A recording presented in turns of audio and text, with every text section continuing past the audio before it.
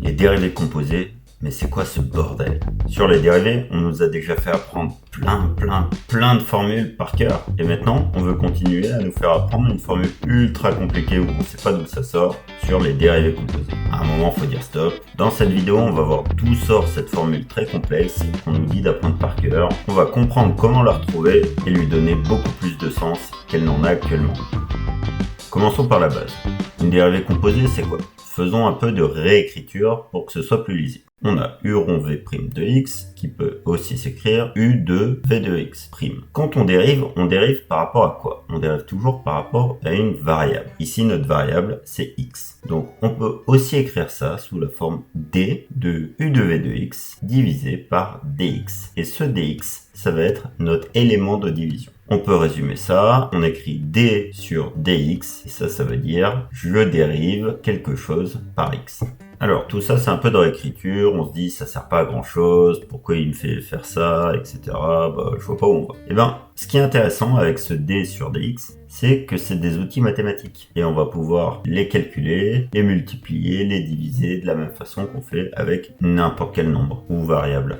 Allez, maintenant on va retrouver notre formule bien compliquée qu'on nous a demandé d'apprendre par cœur. On a notre d de u de v de x sur dx. Là, je vais d'abord faire x1 au numérateur et au dénominateur. Ce x1, c'est juste pour montrer que ce d de quelque chose, c'est juste un élément comme un autre. Je peux le multiplier par 1 si je veux en haut et en bas. Et là, l'astuce, c'est qu'on va multiplier par d de v de x en haut et en bas. Donc mon 1, finalement, je peux le remplacer par d de v de x. Comme je le rajoute en haut et en bas, ça s'annule et finalement, ça change rien. C'est juste de l'écriture. Mais je peux séparer ma division. Et on se retrouve avec d de v de x sur dx fois d de u de v de x sur d de v de x. Et finalement, ce qu'on dit là, c'est que on dérive v de x par x et on multiplie ça par la dérivée de u de v de x par d de v de x. Et donc, ça correspond à la formule qu'on nous demande d'apprendre par cœur, v' de x fois u' de v de x.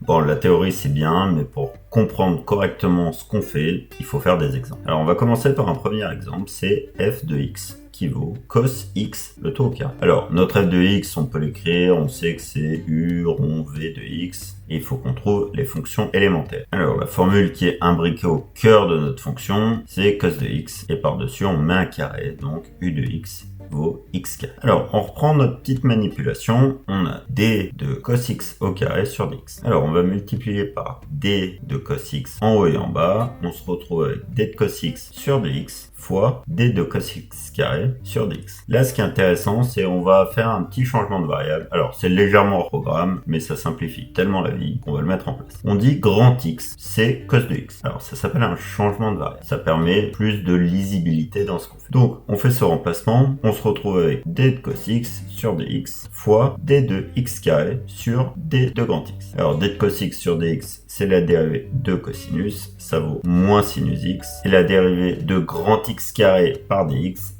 c'est comme la dérivée de x carré, c'est 2 fois grand x. On reprend notre formule, on a moins sinus x fois 2 fois grand x. 2 fois grand x, c'est cos x, donc moins sinus x fois 2 fois cosinus x. Et voilà, on a réussi à dériver notre fonction sans appliquer bêtement la formule, mais en retrouvant la formule et finalement en comprenant ce qu'on fait. Allez, comme on est chaud, on se fait un dernier exemple. On a g de x qui vaut exponentielle de x carré plus 2. On réécrit g de x sous la forme u rond v de x. Alors, v de x, c'est la formule la plus profonde. Ici, c'est x carré plus 2. Par-dessus, on met une exponentielle. U de x est égal à exponentielle de x. On reprend notre écriture. d de exponentielle de x carré plus 2 sur dx. Comme tout à l'heure, on multiplie par d de x carré plus 2 au numérateur et au dénominateur, ce qui nous permet de faire apparaître d de x plus 2 sur dx fois d de exponentielle de x plus 2 sur d de x carré plus 2. Ici, on refait notre changement de variable. On a grand x qui vaut x carré plus 2. Donc, d de x carré plus 2 sur dx. Ça vaut quoi?